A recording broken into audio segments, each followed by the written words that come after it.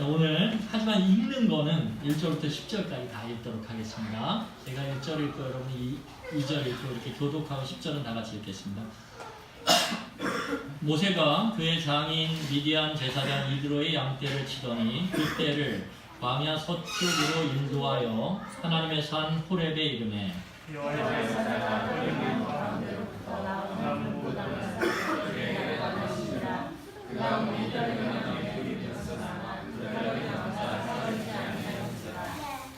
이에 모세가 이르되 내가 돌이켜 가서 이 큰 광경을 보리라. 떨기나무가 어찌하여 타지 아니하는고 하니 그때에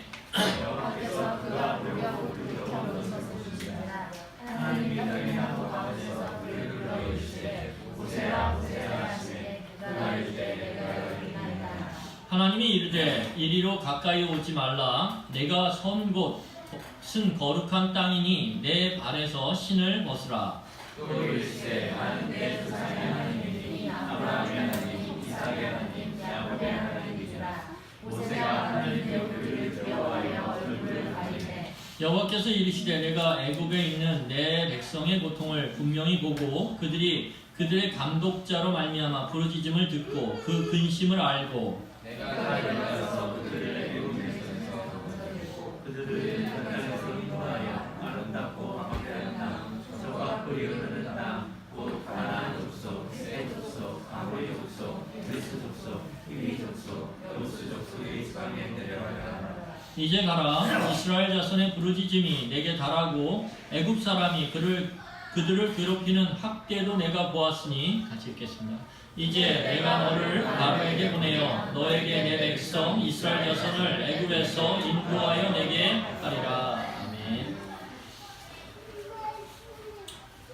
요즘 우리가 사는 사회를 극단적으로 표현한 말 중에 하나가 헬조선이라고 하는 말입니다. 이 헬조선은 영어와 한문인 조선이 합쳐진 신조어인데 여러분들도 이 단어의 내용을 아시는 것처럼 이 단어의 의미는 우리가 사는 사회가 지옥과 같다 이것을 뜻합니다. 그렇게 이 단어를 들었을 때 썩 기분이 좋지는 않습니다. 특별히 열심히 젊은 시간을 보내면서 애쓰고 땀 흘리고 피땀 흘렸던 중년의 세대가 바라볼 때 젊은 아이들이 헬조선 할 때마다 그들의 수고와 애씀들이 다 무시당하고 또 폄하되는 것 같아서 굉장히 기분 나쁜 그런 단어입니다. 주로 젊은 친구들이 이 단어를 많이 사용을 합니다. 근데 젊은 친구들이 이 단어를 사용하는 이유가 뭘까요? 그것은 그들이 사는 이 사회가 그들에게 어떤 소망도 주지 않는다라고 느끼기 때문에 지옥과 같은 세상 이렇게 이야기한다고 저는 생각합니다. 그 젊은 아이들 입장에서는 자기가 사는 세상 속에서의 소망을 발견할 수 없는 것입니다. 소망이 없는 거죠. 내일에 대한 소망, 미래에 대한 소망이 보이지 않는 것입니다. 여러분, 사회의 건강함을 평가하는 항목 중에서 소망의 유무라는 것이 있습니다. 소망이 있는 공동체는 건강한 공동체입니다. 근데 소망이 없는 공동체는 아픈 공동체이거나 죽어가는 공동체입니다. 그러면 어떻게 우리가 사는 사회가 소망이 있는지 없는지 알 수 있을까요? 왜 사람들은 우리가 사는 사회를 헬조선이다, 소망이 없다 이렇게 딱지를 붙이고 있을까요? 이 사회 공동체에 소망이 있냐 없냐를 가늠하는 기준이 뭐냐면 철저히 실패한 한 사람이 시간이 지나면서 그 사람이 다시 회복되어지고 다시 그 자리에서 세워지느냐 일으켜지느냐 이것이 굉장히 중요합니다. 그러니까 실패했는데 그 실패한 자리에서 다시 그 사람이 일어서면, 쓰러졌는데 그 쓰러진 자리에서 다시 세워지면, 그래서 자기의 삶을 온전히 살아가게 되면 그 사회는 소망이 있다, 그 사회는 건강하다 라고 말할 수 있는 것입니다. 근데 오늘날 젊은 아이들에게 그리고 많은 사람들에게 우리 사회를 바라보면서 실패하면 끝이야! 이런 것이 그들 마음 가운데 자리 잡혀 있습니다. 한 번 실패하면 다시 일어설 수 없어. 한 번 실패하면 우리는 다시 재기할 수 없어. 이러한 절망의식이 그들 안에 깊이 잠겨 있다는 것입니다. 그렇기 때문에 수단과 방법을 가리지 않고 실패하지 않으려고, 성공하려고, 이기려고 사람들은 굉장히 애씁니다. 그래서 윤리가 상실되어지고 도덕이 상실되어지고 거기에 인간의 기본적인 모습들이 사라지고 있는 모습들을 우리는 뉴스를 통해서도 얼마든지 볼 수가 있습니다. 왜냐하면 실패하면 끝이라고 생각하기 때문입니다. 오늘 우리는 본문을 통해서 철저히 실패한 모세의 모습을 볼 수 있습니다. 우리는 실패한 그의 모습에서 어떠한 소망도 발견할 수가 없습니다. 하지만 하나님께서는 소망 자체이심을 오늘 말씀을 통해서 보여주십니다. 그리고 하나님께서 철저히 실패한 모세를 어떻게 소망 주심으로 일으켜 가시는지 오늘 이번 주와 다음 주에 걸쳐서 같이 살펴보기를 원합니다. 첫 번째, 실패한 모세를 찾아오신 하나님입니다. 여러분, 모세는 지난주에 살펴봤던 것처럼 실패한 사람입니다. 어떤 사람의 실패를 평가하는 기준이 뭐냐 하면 과거와 현재를 비교하는 것입니다. 그래서 이 사람이 실패했냐, 실패하지 않았냐, 이거를 알 수 있는 방법은 이 사람의 과거와 오늘 현재를 비교해서 좋아졌냐, 나빠졌냐를 보면 우리는 실패의 유무를 판단할 수 있습니다. 이런 관점에서 보면 모세는 과거에 어디에 살았습니까? 애굽의 바로 왕궁에 살았습니다. 제가 지금 문재인 대통령께서 동남아시아를 이렇게 방문하고 계신데 한 인구 2억 한 3천에서 5천 정도 되는 인도네시아의 그 대통령 궁을 이렇게 해서 어떤 식수하는 장면을 뉴스에서 봤는데 궁이 좋더라고요. 궁이 인도네시아 대통령 궁인데도 그렇더라고요. 그런데 그 당시에 최고로 강력한 세상의 권력 1순위 애굽의 궁이에요. 여러분, 그러면 얼마나 화려하겠어요. 온갖 금치장과 보석들로 화려하게 대리석들로 쭉 만들어진 웅장한 그런 것이 아니겠습니까? 그런데 오늘 현재 본문에서 보여지는 모세의 자리는 어디냐면 미디안 광야입니다. 좌우로 보고 앞뒤로 봐도 보이는 게 없어요. 굉장히 넓은 흙바닥만 쫙 펼쳐져 있고 돌들만 쫙 있는 그런 광활한 미디안 광야죠. 가두가두 끝이 없는 광야. 여러분, 거기서 모세가 난 성공했어 이럴까요? 당연히 실패했다라고 느낄 수밖에 없습니다. 여러분, 또 과거의 모세는 그 애굽의 뭐였죠? 왕자였습니다. 근데 지금은 오늘 본문에서 보는 것처럼 현재는 모세는 그냥 목동일 뿐이에요. 목자. 냄새나고 더러운 양들을 치는 목자. 여러분, 과거의 모세는 40세에 혈기왕성한 온갖 지식과 능력으로 무장되어 있는 꿈과 야망으로 가득 찬 그냥 얼굴에 총명함이 눈이 반짝반짝이고 윤기가 쫙 흐르는, 딱 봐도 와 진짜 좋다 이런 게 있지 않습니까? 네. 요새 그런 걸 느껴요. 큰일 났어요. 그래서 오늘 염색을 했습니다. 한 거예요?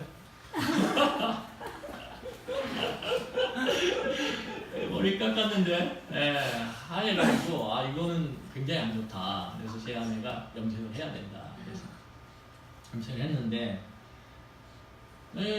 이렇게 지나가다 보면 참 부러워요. 이 젊음이. 그런데 현재의 모세는 뭐냐면 인생의 절정기의 모세가 아니라 40세의 모세가 아니라 이제 인생의 내리막길을 쫙 걸어가고 있는 80세의 노인이에요. 여러분, 과거와 현재를 비교함을 통해서 모세의 인생 80을 탁 평가하면 어떻습니까? 그의 인생은 실패한 인생이에요. 그래서 모세도 지난주에 살펴봤던 것처럼 자신의 인생을 평가할 때 뭐라고 얘기하냐면 나는 나그네다. 나그네다 라고 하는 그 말 속에 담겨진 모세의 의미는 뭐냐면 나는 불쌍한 사람이다. 이건 나는 불쌍한 사람. 나는 실패한 사람이다. 자기 자신을 바라보면서 모세가 평가하는 자기의 모습이 뭐냐면 나는 불쌍하고 힘없고 실패한 사람이다. 여러분, 그러니 미디안 광야에서 살아가는 모세에게 의욕이 있을까요? 없을까요? 1번 있다 그래도. 2번 없다. 있을까요? 없을까요? 없죠. 좌우를 돌아봐도 뭘 할 게 없어요. 할 게. 그냥 아침에 눈 뜨고 일어나면 뭐 하는 거예요? 양 치는 거예요. 그냥 냄새나는 양들도 가서 치고. 여러분, 실패한 사람에게 나타나는 증상 중에 하나가 뭐냐면 의욕상실입니다. 의욕상실. 왜냐하면 주위를 다 둘러봐도 이제는 자신의 지금의 삶을 바꿀 만한 어떠한 자원도 어떠한 사람도 보이지 않아요. 그러면 소망이 딱 사라져버려요. 그러면 어떻게 되냐면 삶에 대한 의욕이 상실되어집니다. 오늘 그 모습을 우리 1절에서 볼 수 있습니다. 삶에 대한 의욕, 그리고 미래에 대한 열망이 사라진 우리 모세의 모습을 1절을 통해서 한번 보겠습니다. 우리 1절 같이 읽겠습니다. 시작. 모세가 그 장인 미디안 제사장 이드로의 양떼를 치다니 그 떼를 광야 서쪽으로 인도하여 하나님의 산 호렙에 이르매. 여러분, 모세가 미디안 광야에서 양을 쳤어요. 그런데 오늘 본문 1절에 보면 우리의 눈을 싹 사로잡는 단어가 있어요. 그게 뭐냐면 모세가 양을 쳤는데 몇 년을 쳤냐면 이 지금 3장 1절의 시점은 40년이 지난 시점입니다. 미디안으로 도망쳐와서 40년을 지내면서 지금 3장 1절이 그 공백 기간을 탁 이야기하고 있는. 그러니까 40년 동안 양을 쳤는데 누구 양을 치고 있어요? 장인의 양을 쳐요. 장인의 양. 40년을 양 쳤는데 자기 양이 아니에요. 여러분, 우리는 양 치는 걸로 따지면요, 야곱을 딱 생각하게 됩니다. 야곱은요, 자기 형을 속이고 아버지를 속여가지고 죽을까봐 도망쳐요. 자기 외삼촌 집으로. 근데 외삼촌 집에 가자마자 그가 한 일이 뭡니까? 거기서 잘 적응하면서 나중에 자기 양을 만드는데요. 그 양, 자기 양 만드는 게 어마어마해서 처음에는 외삼촌한테 당하는데 나중에는 외삼촌을 다 그냥 넘어버려요. 그래서 외삼촌이 그 야곱을 굉장히 좋지 않게 보는 것들을 느끼고 야곱이 도망칩니다. 그러니까 야곱 입장에서 보면 뭐예요? 야곱은 현실에 잘 적응하면서 거기서 자기 양떼, 외삼촌의 양떼를 자기 양떼로 만드는 능력이 탁월했던 사람. 그래서 어마어마한 부를 20년 가까운 시간 동안에 딱 쌓아서 자기 고향으로 딱 돌아옵니다. 근데 모세는 40년을 지금 양을 쳤는데도 지금 치고 있는 양이 장인 양이에요. 그러니 모세에게 있어서 모세에게 의욕이 있다? 없다. 소망이 있다? 없다. 여러분, 우리는 이 1절의 모습을 통해 모세가 그가 가졌던 꿈, 그가 가졌던 야망, 그가 가졌던 의욕이 다 사라진, 다 타버리고 제만 남은 모세를 우리는 만나게 됩니다. 여러분, 사람은 기본적으로 꿈과 야망과 비전을 가져요. 왜 그러냐면 이 꿈과 야망과 비전이 미래지향적이기 때문에 그래요. 이 사람의 근본적인 특징이 뭐냐면 미래적이거든요. 여러분 많은 시간을 이렇게 여러분 이렇게 한번 내가 어떤 시간을 쓰나 어디에 많은 시간을 쓰나 이렇게 돌아보실 때 과거를 계속 회상하면서 사시나요? 아 맞아 20년 전 맞아 그때 이래요? 아니요 하루 딱 살면 1분 있다 뭐하지? 10분 있다 뭐하지? 1시간 있다 뭐하지? 내일 뭘 하기 위해서 오늘 뭘 준비해야 되지? 여러분 우리는 기본적으로 사람은 미래지향적이에요. 그런데 미래지향적이라는 것의 특징이 뭐냐면 그래서 현재 뭘 하게 돼요? 미래지향적이기 때문에 축척을 하게 돼요. 왜? 미래가 우리가 원하는 대로 이루어지려면 오늘 현재 축척하지 않으면 그 미래는 우리가 원하는 방식과 원하는 모습대로 오지 않기 때문에 그래요. 그래서 여러분 도서관마다 열심히 공부하지 않습니까? 열심히 공부해요. 왜 오늘 현재를 그렇게 공부하면서 지식을 축척해요? 미래가 오늘 축척에 따라 달라진다라고 생각하기 때문에 그런 거죠. 그런데 오늘 이 모세의 삶은 축척이 있어요? 없어요? 없어요. 40년 동안 양을 쳤는데도 자기의 양이라고는 축척된 게 한 마리도 없어요.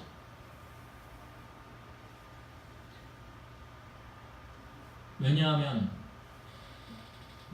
모세는 스스로 실패한 인생이라고 자기를 여겼기 때문에 거기엔 소망도 없고 거기엔 미래도 없고 거기엔 의욕도 없고 꿈도 없고 야망도 없고 그래서 현재적 축척이 일어날 수 없는 그냥 40년 전이나 40년 후나 그 40년은 멈춰버린 40년이에요. 멈춰버린 40년.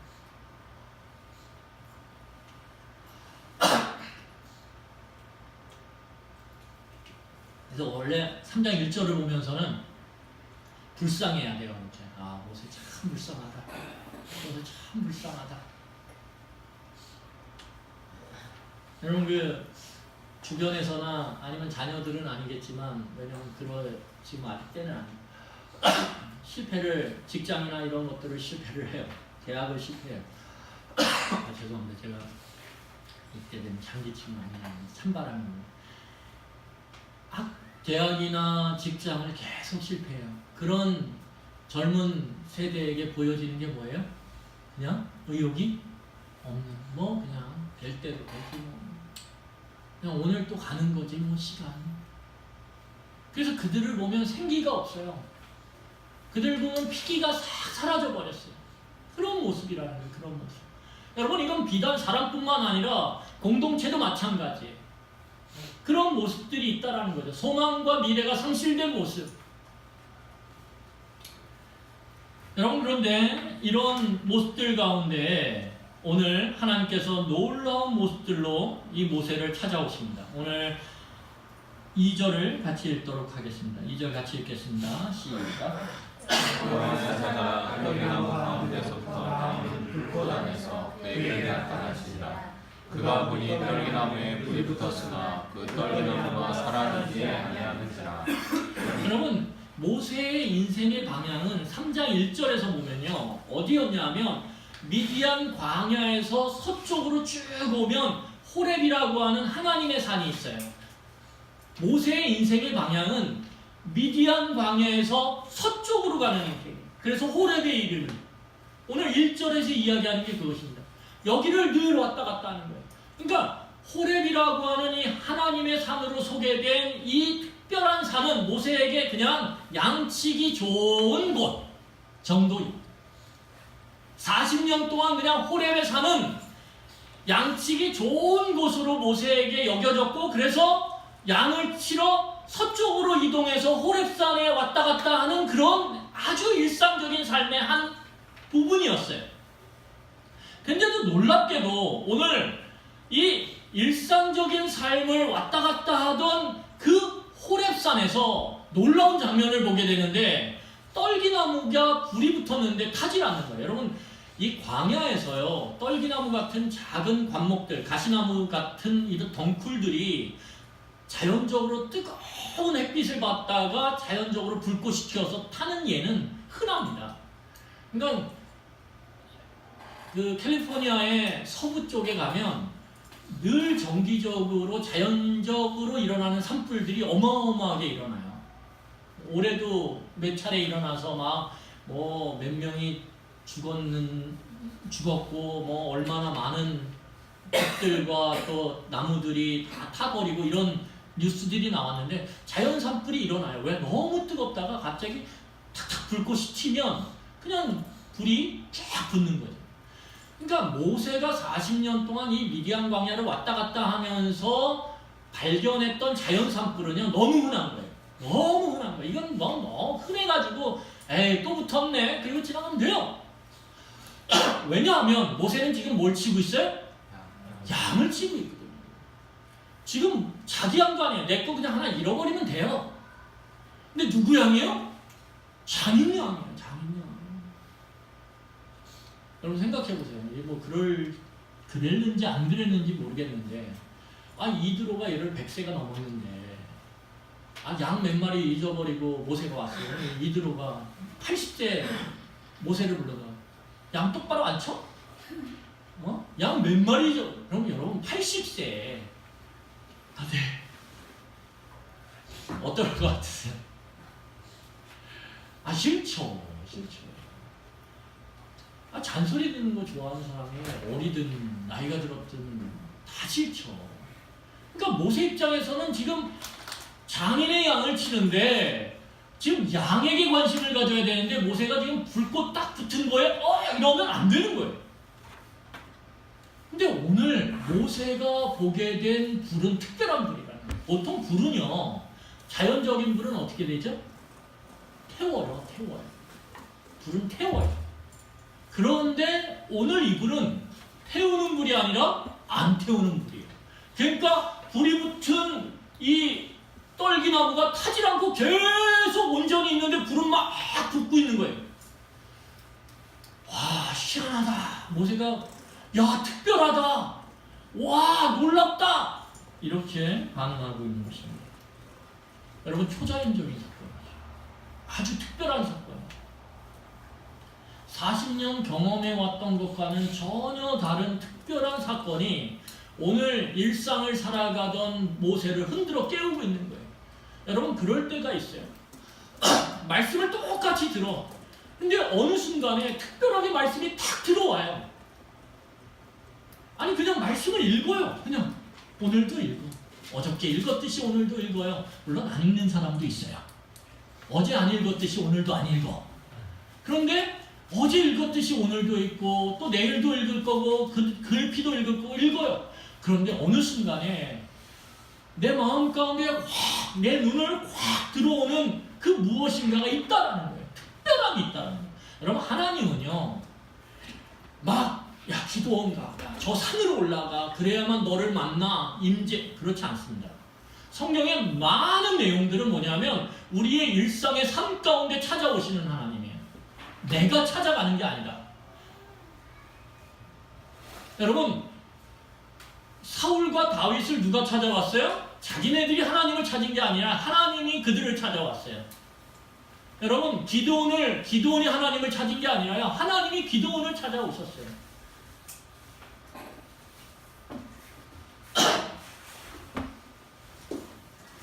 갖고 나가요. 괜찮습니다. 하나님은 찾아오시는 분이지 어딘가를 가면 만날 수 있는 분이 아니라는 거예요. 그렇기 때문에 중요한 것은 무엇이냐면 그리스도인들에게 일상의 삶이 중요한 거예요. 이단들이 요구하는 게 뭡니까? 다 산으로. 거기에 텐트 치고 거기 모여가지고 다른 거 다 포기하고 가정 포기하고 직장 포기하고 내 일상 포기하고 다 거기 모여. 그래야 기다리자. 하나님 와주시옵소서 그러자. 성경적으로 보면요 말도 안 되는 거예요.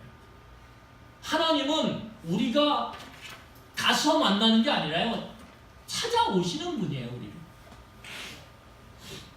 오늘 하나님은 일상의 삶을 살아가고 있는 모세가 그냥 살아가는 거예요. 근데 때가 되니까 하나님은 놀라운 모습으로 그 일상에 아주 평범했던 것 속에 찾아오셔서 그 일상 일상에 의욕 없이 살아가는 모세를 흔들어 깨우시고 있다는 거예요. 그러한 일들이 우리의 삶 가운데 얼마든지 일어나요. 왜? 하나님은 오늘 성령으로 우리 가운데 함께 하세요. 어디 가서 이렇게 코고 자다가 이렇게 오늘 찾아가야지 이게 아니라 오늘 우리 가운데 계시다라는 거예요. 그리고 언제나 우리를 만나기 위해서 계속 녹화하고 계시다는 거예요. 여러분, 이 장면을 보면서, 이 특별한 장면을 보면서 모세가 흥분하기 시작해요. 3절을 우리 같이 보겠습니다. 같이 읽겠습니다. 시작. 이에 모세가 이르되 내가 돌이켜 가서 이 큰 광경을 보리라. 떨기나무가 어찌하여 타지 아니하는가 하니 그때에. 여러분, 뭐라 그러냐면 모세가 그걸 보고서는 어떻게 해요? 그냥 지나치잖아요.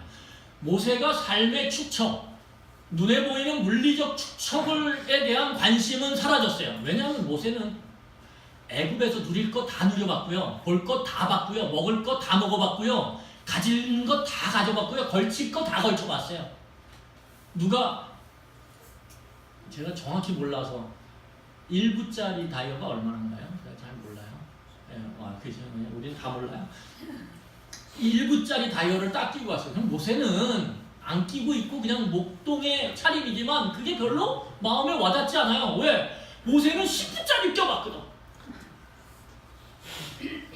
누가 자동차를 대형차를 한 5천만 원짜리 딱 끌고 와도 모세는 지금 맨발은 아니죠. 샌들 신고 광야를 걸어 다니는 뚜벅이지만 별로 마음에 부럽지가 않아요. 왜? 모세는 자가 비행기를 타봤거든. 모세는 애굽에서 누릴 수 있고 얻을 수 있고 먹을 수 있고 볼 수 있는 걸 다 봤어요. 여러분 플로리다에 가면 유명한 범고래 쇼라고 있습니다. 범고래, 고래예요. 근데 범고래, 큰 범고래인데 이 범고래 쇼가요. 한번 봤습니다. 보면 저는 좀 이 마음이 좀 약해서 눈물이 나요. 제가 울었어요. 그래서 너무 감동이에요. 이 어마어마한 고래가 사람이랑 교감하면서 이렇게 움직이는데요. 그 어마어마한 덩치가 물을 쫙 이러면서의 느껴지는 감동이요. 너무너무 큰 거예요. 그래가지고 그 범고래를 만져주는 사육사의 그 모습, 그리고 범고래가 그걸 좋아하는 어떤 모습이요. 사람과 동물 사이에도 저런 교감이 되는 거예요. 너무 감동이에요. 제가 그래서 눈물을 쫙 흘렸어요. 제 아내는 물론 주책이야라고 그랬지만 눈물. 그거 보고 돌고래 쇼는 못 보겠더라고요. 돌고래 요만하잖아요. 돌고래 이만한데 그 감동이 없어요. 감동이. 그래서 제가 돌고래 쇼를 안 봤습니다. 마찬가지죠. 그런데 오늘 이 장면은 놀라운 거예요. 그래서 오늘 모세가 그냥 지나치잖아요. 어떡합니까? 오늘 거기 보면 이에 모세가 이르되 내가 어떻게 해요? 돌이켜 가서. 여러분, 제가 아까 모세가 뭘 몰고 있다 그랬어요? 양떼, 내 양떼도 아니고 장인의 양떼, 이만큼 가는데 어떻게 해요? 내가 저거 보러 가야지.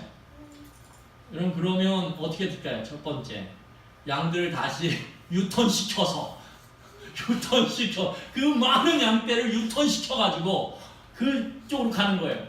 두 번째, 우선 걔네들 단돌이 해놓고 야 니네 어디 가지마, 가면 이따 먹을 거 없다 이렇게 협박해놓고 자기만 가서 왔다. 어떤 게 됐든 굉장히 목동으로서는 책임을 유기한 거죠. 방기한 거죠. 그리고 자기가 보았던 그 놀라운, 볼 수 없었던, 평상시에 절대 볼 수 없었던 그 장면을 보러 가요. 모세는. 여러분, 모세가요 어떤 의욕의 상실은 있었지만 놓치지 않은 게 있어요. 그게 뭐예요? 민감함이에요. 영적 민감함. 이거는 특별해. 이건 그냥 지나치면 안 돼. 그러니까 내가 지금 양떼를 지금 지켜야 되는 목동이지만 그럼에도 불구하고 가서 봐야지. 가서 저걸 내가 내 두 눈으로 봐야지. 저 큰 광경을 내가 봐야지. 이렇게 하고 돌이키는 거예요.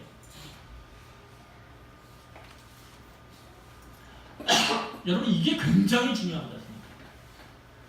우리가 일상을 살아갈 때요, 일상을 늘 어떤 사람도 반복적이지 않은 일상이 없어요. 일상을 살아가요. 살아가면서 때로는 사람에게 상처받고, 때로는 일이 안 돼서 상처받고, 그래서 내 인생에 실패한 인생처럼 느껴지고, 힘이 쫙 빠지고, 의욕이 상실돼요. 그런데 그때 우리가 놓치지 말아야 될 건 무엇이냐면, 이 민감함을 놓치면 안 돼요. 그래요, 오늘 내가 이전에 막 욕심을 부려서 축적하던 거를 허무하구나, 다 빠져나갔네. 그래서 축적하는 인생 허무하구나, 그냥 오늘 벌어 오늘 쓰지, 이렇게 살아갈지언정 뭘 놓치면 안 돼요? 이 영적 민감함을 놓치면 안 돼요. 그러면 우리가 말씀을 읽는 가운데, 기도를 하는 가운데 우리를 찾아오시고 우리를 노크하시며 우리와 말을 거시면서 대화하기를 원하는 이 놀라운 하나님의 만남을 우리가 그냥 모르고 스쳐 지나가는 그러한 가능성이 높아져요. 여러분, 여기서 모세가 돌이키면서 뭐라고 외치냐면, 뭐라고 외쳐요? 여기 보면 어찌하여, 이게 되게 중요한 말이에요. 어찌하여. 어찌하여. 여러분, 세상적 기준에서 보면 실패한 사람이지만 모세의 40년 나그네 삶 가운데서도 아까 말씀드렸던 이 민감함을 놓치질 않았어요. 그리고 그 속에서 오늘 모세는 일상과 다른 장면을 보면서 야, 어찌하여 이런가? 이렇게 묻고 있어요.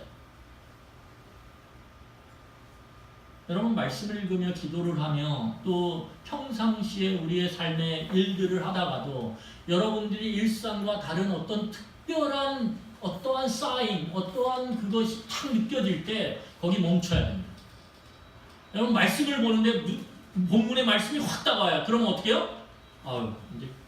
이제 다음 거 할 차례네. 그리고선 덮으면 돼요? 안 돼요? 안 돼요. 기도를 하는데 하나님께서 평상시와는 다르게 마음 가운데 기도를 하는데 빛으로 내 마음을 쫙 비추시는 것 같아요. 야, 이거 평상시랑 다른데? 그러면 어떻게 해야 돼요? 애 데리러 가야 돼. 다음번에도 또 빛을 비추시겠지. 그리고선 기도의 문을 탁 닫으면 안 된다.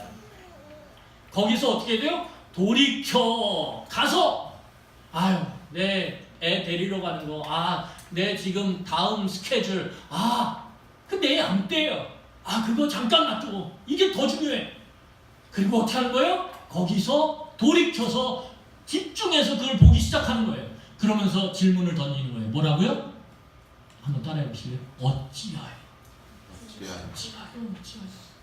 어찌하여 이 말씀을 주시는 걸까? 어찌하여 하나님께서 기도 가운데 내 마음에 그런 마음을 주시는 걸? 어찌하여 내가 만나는 사람 가운데 이 사람을 만나게 했을까? 어찌하여 하나님께서 이 일을 우리에게 주셨을까? 어찌하여? 이렇게 물어야 돼요. 그냥 오늘도 그냥 그런 거지 뭐. 툭툭툭툭 치고 지나가면 우리는 이 놀라운 순간을 온전히 맞아들일 수가 없어요. 여러분, 인생에서 중요한 것이 무엇입니까? 누구를 만나느냐가 중요해요. 누구를 만나느냐, 어떤 사람을 만나느냐에 따라서 그 인생의 성격과 방향이 달라져요. 여러분, 하나님을 만난 모세는요, 우리가 다 알고 있지만 나중에 보겠지만 3장 1절에서 모세의 방향이 어디라고 그랬어요? 모세가 서쪽으로 와서 하나님의 산 호렙에 이르러요. 누구의 양떼를요? 장인의 양떼를 데리고. 그리고 그 호렙산은 양치기 좋은 곳이에요. 그런데 하나님을 오늘 본문에서 만나면서 모세는요, 어디로 가요? 저 호렙을 넘어서 서쪽 끝에 있는 애굽으로 가요. 그리고 그 애굽에서 장인의 양떼가 아닌 하나님의 양떼인 이스라엘 백성을 데리고 어디로 와요? 동쪽으로 와서 호렙산에 이르는데 그 산은 이전에 미디안 광야에서 서쪽으로 와서 양치던 그 산과는 전혀 달라져요. 그 산은 하나님의 임재하는 산이고요. 그 산은 하나님의 율법과 하나님의 함께 하시는 놀라운 영광을 경험하는 산이 되어버려요. 하나님을 만나니까 인생의 방향과 성격이 전혀 달라져요. 여러분, 여기에 소망이 있는 거예요. 하나님을 만나는 이 부분에 우리의 소망이 있습니다. 하나님께서는요, 하나님의 백성이 실패했을 때 그냥 내버려 두지 않아요. 근데 문제는 뭐냐면 우리의 조급한 시간의 흐름이에요. 내 시간의 흐름이 조급해.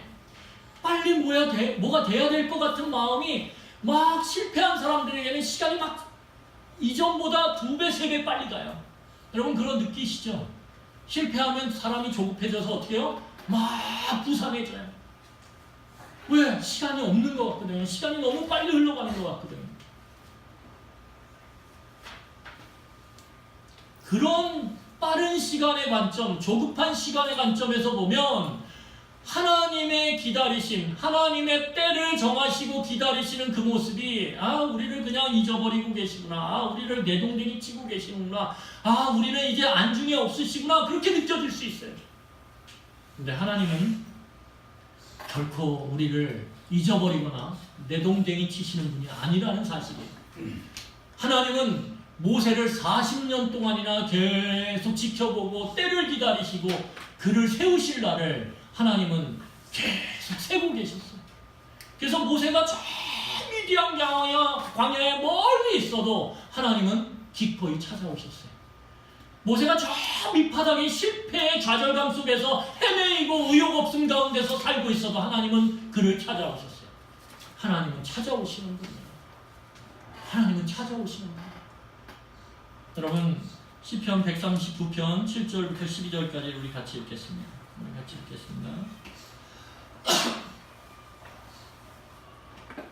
같이 읽겠습니다. 시작. 내가 주의 영을 떠나 어디로 가며 주의 앞에서 어디로 피하리이까. 내가 하늘에 올라갈지라도 거기 계시며 수월의 자리를 펼치라도 거기 계시니이다. 내가 새벽 날개를 치며 바다 끝에 가서 거주할지라도 거기서도 주의 손이 나를 인도하시며 주의 오른손이 나를 붙드시리이다. 내가 혹시 말하기를 흑암이 반드시 나를 덮고 나를 두른 빛은 밤이 되리라 할지라도 주에게서는 흑암이 숨기지 못하며 밤이 낮과 같이 비추나니 주에게는 흑암과 빛이 같음이니이다. 아멘.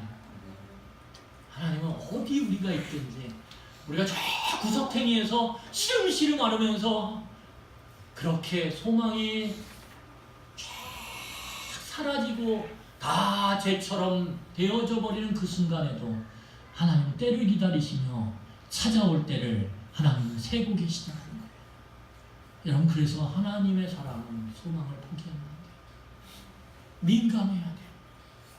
오늘 그 일상 가운데서 일상을 살아가며 어떻게 우리를 찾아오실지, 우리를 어떻게 하나님의 특별하신 가운데 흔들어 깨울지를 우리는 기다리며 볼 수 있는 그 민감함을 오늘 가져야 합니다. 두 번째, 거룩하신 하나님을 경외하는 모습입니다. 하나님께서 모세가 돌아오는 것을 계속 지켜보고 계세요. 하나님께서 타지 않는 떨기나무로 점점 가까이 다가오고 있는 모세를 황급히 그의 이름을 2번이나 부르시면서 그를 멈추게 하십니다. 여러분 오늘 이 장면을 통해서 우리가 알 수 있는 부분이 뭐냐 하면 그 4절의 내용을 통해서 하나님이 모세의 이름을 알고 계시는구나. 하나님 잊지 않고 계시는구나. 그런데 또한 우리가 잊지 말아야 될 것은 하나님은 우리를 아실 뿐만 아니라 우리를 찾아오셔서 우리와 뭐 하길 원하세요? 대화하길 원하신다. 이제 하나님께서 5절과 6절에서 모세와 대화하기 시작하세요. 여러분 하나님께서는 모세의 이름을 황급하게 부르시면서 한 번에 모세야 이렇게 불러야 되는데 여기 보면 4절에 뭐라고 나오냐면 모세야 모세야 이렇게 나와요. 어떻게 불렀을까요? 자 모세야 모세야 이렇게 불렀을까요? 모세야 모세야 이렇게 불렀을까요? 저는 후자라고. 왜냐하면 뒤에 나오는 것이 모세를 향한 금지의 명령이기 때문에 그래요. 가까이 오지 마 이거예요. 그러니까 여러분 어떻게 모세야 모세야 가까이 오지 마 이랬을까요? 아니죠. 모세가 너무 신기해가지고 불꽃을 보러 막 오니까 어떻게 해요? 모세야 모세야 가까이 오지 마 이렇게 얘기하는 거죠. 그러면서 하나님께서 뭐라고 요구하시냐면 거기 멈춰. 그리고 그 자리에서 신을 벗어. 여기 거꾸로 돼 있어요. 왜냐하면 네가 선 곳은 어떤 곳이에요? 거룩한 곳이기 때문에.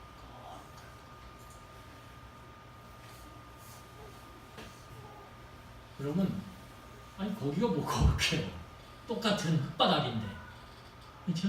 모세가 이 호렙산을 왔다 갔다 하면서 얼마든지 밟고 지나갔을 그럴 땅인데, 근데 놀랍게도 성경은 거룩함이라는 단어를 쓸 때요, 그 거룩함이 하나님과 함께 움직여요. 하나님과 함께.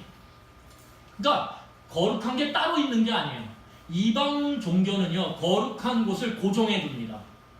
여기 거룩해. 그래서 금딱지 쫙 붙이면 거룩한 거예요. 여러분 절에 가면 대웅전 거기는 거룩해. 왜? 여기는 불상이 있으니까. 그래서 이방 종교들은 모든 이방 종교가 해요. 그들은 거룩함을 고정시켜놔요. 그런데 이 하나님만은 놀랍게도 고정되어 있지 않아요. 거룩한 것이. 그리고 이 세상에 거룩한 것이 따로 있지 않아요. 건물이 거룩하고 물건이 거룩한 게 아니라 하나님과 관련이 있을 때에만이 거룩한 땅이 되고 거룩한 곳이 되고 거룩한 물건이 되고 거룩한 사람이 되는 거예요. 이게 성경이 다른 이방 종교들과 다른 아주 명확한 차이예요. 성경의 거룩함은 하나님과 같이 움직인다.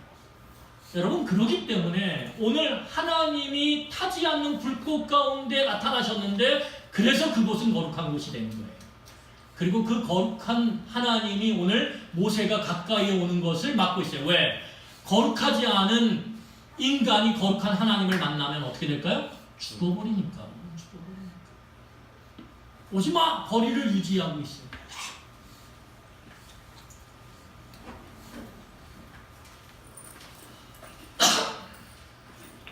여러분, 하나님이 함께 하시는 곳은 거룩합니다. 그래서 그리스도의 몸으로서의 교회 공동체, 교회 건물 아니에요? 교회 공동체. 하나님의 영이 그 사람 마음 가운데 다 있는 그 사람들이 모인 공동체는 거룩한 공동체입니다. 그 거룩한 공동체가 교회예요. 그렇기 때문에 교회를 여러분 함부로 하면 안 됩니다. 그거는 목사도 함부로 하면 안 돼요. 목사도 교회의 한 지체일 뿐이에요. 중요한 건 뭐냐면 그 안에 하나님이 계시고 그렇기 때문에 이 공동체가 거룩하기 때문에 우리는 그 거룩함을 지켜야 돼요. 거룩함을 지키는 게 뭐예요? 하나님의 그 자리와 우리의 자리에 거리감을 두는 거예요. 여기 하나님이 거리감을 주죠. 너 오지 마. 여러분, 만약에 목사가 그 거리감을 무시하고 하나님의 자리로 막 가요. 그리고 자기가 불꽃 가운데 들어가서 내가 타지 않는 불꽃이다. 내 말을 따라. 그러면 어떻게 됩니까? 그러면 그냥 태워져 버립니다. 태워져 버립니다. 그래서 교회 공동체가 거룩한 공동체가 되려면 모든 교회 안에 소속된 사람들이 하나님, 말씀하시는 그 하나님 앞에서 다 뭐예요? 거리를 두고 하나님의 그 거룩하심에 대해서 우리가 겸손하게 반응해야 된다는 거예요. 여러분, 여기 거리를 둔다는 게 뭐냐면 겸손함이에요. 여러분, 이렇게 사람이 이렇게 좀 힘이 있는 사람들은 어떻게 합니까? 거침이 없습니다. 힘이 있는 사람은 딱 이런 사람들을 딱 만날 때 어떻게 해요? 이러지 않아요. 그냥 처음 보는 대로 쫙 다가옵니다. 거리감이 없어요. 그냥 슉 다가와요. 그래가지고 어떻게 손을 딱 밀어요. 제가 그럴 수 있습니다. 지금은 우리 교회가 작으니까 이럴 수 있지만 그럴 때 저한테 경고하셔야 돼요. 우리 교회가 커져 갑자기 제가 막연히 들어가서 힘이 갑자기 새로 왔는데 사람한테 가가지고 안녕하세요 이러면 안 됩니다. 굉장히 조심해야 돼요. 그런데 힘이 생기면요 사람이 거리감을 자기 마음대로 줄여요. 저 사람은 거리감을 두고 싶은데 내가 막 일방적으로 줄여. 근데 여러분 힘이 없는 사람은 어떻게 합니까? 겸손한 사람은 함부로 다가오지 않아요. 이해되세요? 함부로 다가오지 않아요. 오늘 하나님이 거리감을 주라는 건 뭐냐면 나와 너는 달라. 너 큰일 나. 여기까지 가까이 와서 내 불꽃 가운데 같이 있으면 너 큰일 나. 난 타지 않지만 넌 타. 그러니까 겸손해 라고 요구하는 거예요. 그러면서 오늘 신발을 벗으라고 얘기해요. 여러분 이 당시에 샌들을 신었어요. 샌들 신으면 발이 어떻게 할까요? 흙먼지에 쫙 더러워지겠죠? 그래서 발이 제일 더러웠어요. 그러니까 여기서 신을 벗으라는 건 무엇일까요? 겸손의 표현, 겸손. 거리를 유지하라는 거, 신을 벗으라는 거 다 겸손의 표현이에요. 여러분 남의 집에 들어갈 때 신발 신고 들어가 봐요. 어떠세요? 아유, 새로운 문화네요. 그럴까요? 아니죠. 어떻게 합니까? 아, 이러시면 안 되죠. 이러죠. 근데 신발 신고 들어오는 사람이 있어요. 누가 신고 들어와요? 예? 경찰. 그렇죠. 경찰. 또 누가 신발 신고 들어오죠? 딱지 붙이는 사람. 문 막 따고 열쇠 업자 불러가지고 문 따고선 어떻게 합니까? 신발 막 신고 들어와서 딱지 막 붙입니다. 그 사람들에게 그 집은 자기의 법적인 권리를 집행할 어떠한 대상이지 겸손하게 거기에 자기가 손님으로 초대된 게 아니에요. 그렇죠? 근데 여기에 중요한 여러분 메시지가 있습니다. 우리가 하나님을 만나고 찾아오신 하나님을 우리가 만날 때 가장 중요한 게 무엇입니까? 겸손함이에요. 교회 공동체가 하나님을 만나고 하나님의 임재를 누리며 그 가운데 소망을 얻게 되는데 그 소망을 얻을 때 교회 공동체에 가장 중요한 게 무엇입니까? 겸손함이에요. 하나님의 자리와 우리의 자리를 함부로 좁히지 않는 거예요. 목사가 함부로 하나님의 자리를 자기 자리인 것처럼 착각하지 않는 거예요. 여러분 그래서 엘리 제사장이 어린 사무엘한테 뭐라 그러냐면 하나님이 말씀으로 쫙 임재하시니까 이렇게 얘기해. 그러면서 뭐라고 얘기하게요? 말씀하시옵소서 주의 종이 듣겠나이다. 우리에게 늘 그런 마음. 그래서 성경을 펼 때나 기도할 때나 우리가 어떤 일들 가운데서 일상을 살아갈 때 민감함을 갖고 살아가야 되는데 그때 우리가 가져야 되는 마음이 뭐냐면 하나님 말씀해 주세요. 제가 그때마다 겸손하게 들을게요. 하나님 저는 주의 말씀을 듣고 따라가는 자지 제가 제 인생을 끌고 가는 사람이 아니에요. 여러분 이런 겸손함을 갖고선 하나님을 말씀을 통해 기도를 통해 우리의 일상의 삶 가운데서 만나게 될 때 우리에게 소망의 빛이 비추기 시작하는 거예요. 여러분 마지막으로 하나님께서 6절에서 이렇게 자신을 소개하십니다. 우리 한번 모세에게 겸손함을 요구하시는 하나님께서 오늘 자신을 소개하십니다. 우리 6절 읽겠습니다. 같이 읽겠습니다. 시작. 또 이르시되 나는 내 조상의 하나님이 아브라함의 하나님 이삭의 하나님 야곱의 하나님이라. 모세가 하나님의 우리를 두려워하여 얼굴을 하나님. 여러분 여기 놀라운 사실이 숨겨져 있는데요. 이 겸손함을 너 나 만나러 와? 아 그래? 아 좋아 오케이. 근데 너 거리 유지해. 이거 나 만나러 온다고 훅 다가오면 큰일 나 너. 네 자리가 있고 내 자리가 있어. 그리고 신발을 벗어. 이게 나를 만나는 백성된 자의 모습이야. 여러분 이거는 목사든 장로든 안수집사 상관없어요. 권사든 상관없어요. 하나님 앞에서 모든 자들은 하나님을 만날 때 겸손함을 갖고 머리를 숙인 채 주여. 거기서 소망이 생기는 거예요. 교회 공동체는. 그때 하나님이 자기를 소개하세요. 뭐라고요? 아브라함의 하나님, 이삭의 하나님, 야곱의 하나님. 여기 근데 놀라운 사실이 숨어 있어요. 뭘까요? 여러분 아브라함을 하나님께서 부르셨어요. 그래서 아브라함과 하나님이 교제하면서 대화하시고 말씀하시고 아브라함이 막 죄 가운데 빠질 때 그래서 실패를 거듭할 때 하나님이 그를 찾아가셔서 다시 일으키시고 세우시고 또 가다가 실패하면 또 세우셨어요. 그런데 중요한 건 아브라함이 죽었다 안 죽었다? 죽었다.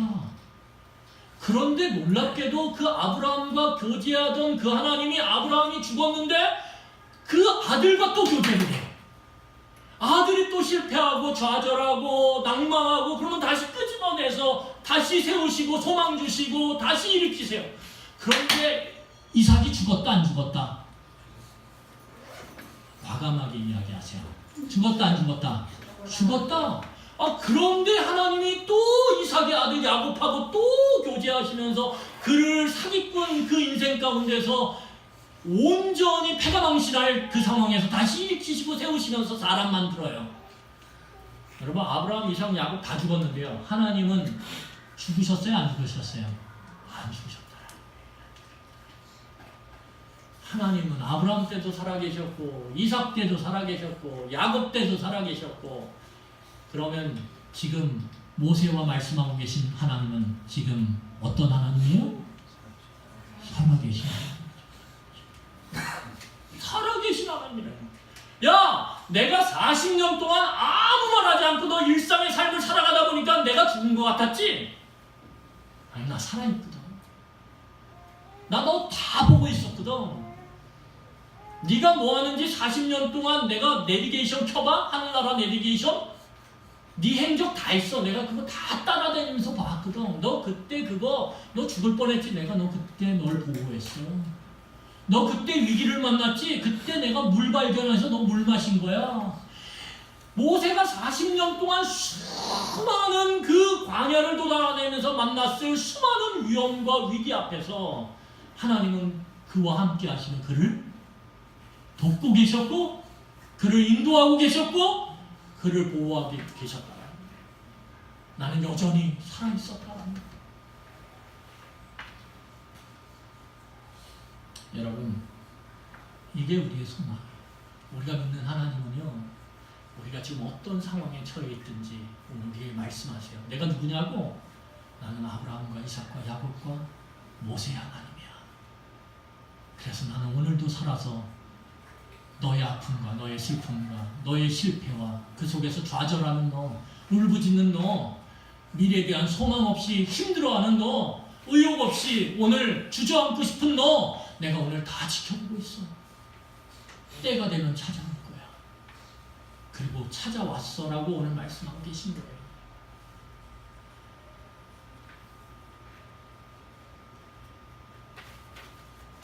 여러분, 이 하나님을 우리가 바르게 알았으면 좋겠어요.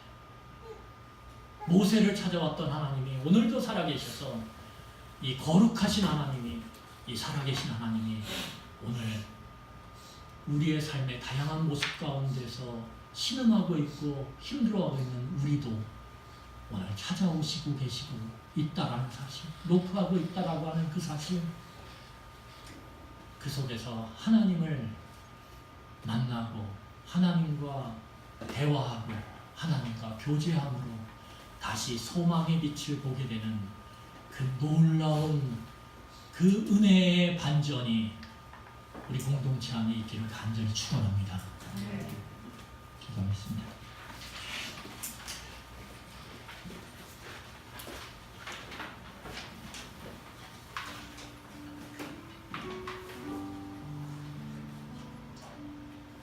여러분, 모세는 거룩하시고 살아계신 하나님의 말씀을 듣고 두려움 가운데서 얼굴을 가립니다.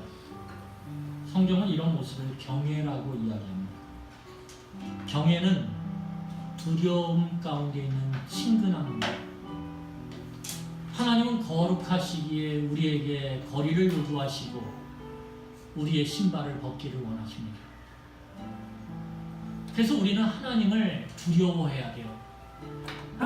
하나님이 만만한 분이고 하나님이 우스운 분이고, 그래서 하나님이 함께 계신 교회 공동체 안에서 자기 내키는 대로 말하고 자기 내키는 대로 행동한다면 그것은 하나님을 우습게 여기는 것입니다. 그러면 하나님과의 거리를 자기 마음대로 좁혀버린 거예요. 굉장히 위험한 행동입니다. 그래서 조심해야 돼요. 우리는 하나님을 만만한 하나님, 친근한 하나님, 그런 하나님이 아니라 두려운 하나님, 거룩하신 하나님으로 알아야 돼요. 왜? 만만하면 소망이 우리에게 생기지 않아요. 만만한 하나님이 우리에게 어떻게 소망을 줘요? 만만한 하나님이 어떻게 우리를 낭만 가운데, 실망 가운데 있는 우리를 어떻게 일으키시며 새 소망을 주세요? 우리가 감히 근접할 수 없는 그 거룩하신, 그 놀라우신 하나님, 그 두려운 하나님이 우리에게 소망 줄 수 있는 유일한 분이십니다. 그런데 놀라운 사실은 그 두려우신 하나님이 오늘 우리에게 말을 걸고 있다는 거예요. 내가 너 다 안다고, 내가 40년 동안 너 다 지켜봤다고, 그래서 이제 너를 내가 만나서 얘기할 거라고, 너에게 내가 주는 힘을 통해 다시 일으켜 세우는 소망의 빛을 내가 주겠다라고 오늘 말씀하고 계신 거예요. 여러분, 이 하나님을 알아야 돼요. 이 하나님을 만나야 돼요. 그것이 경외예요. 두려움으로부터 시작되는 친근함. 우리가 하나님을 경외함으로 예배할 때, 우리가 하나님을 경외함으로 일상의 삶을 살아갈 때, 하나님은 우리의 일상의 삶을 깨시고 들어오셔서 우리를 흔들어 깨우시며 우리에게 소망의 빛을 주시겠다라고 말씀하시는 거예요. 여러분, 이 하나님을 만나시길 바랍니다. 이 하나님을 만나셔야 돼요. 우리 이 시간에 같이 이 하나님을 기대하고 소망하며 같이 기도하겠습니다. 기도하시겠습니다.